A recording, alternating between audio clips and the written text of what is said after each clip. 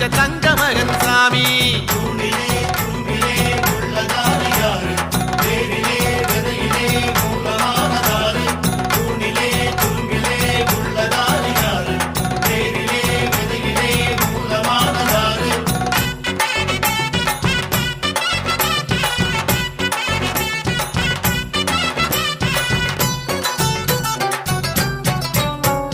தாயுமாகி தந்தையாகி அன்பு செய்வதாறு, காயுமாகி கனியுமாகி பசியை தீர்ப்பதாறு, அருளுமாக பொருளுமாக ஆதரிச்சதாறு, பணமுமாக தனமுமாக நிறைஞ்சு நின்றதாறு, சரணகோஷ பிரியனான மணிகண்டன் தான் சாமி.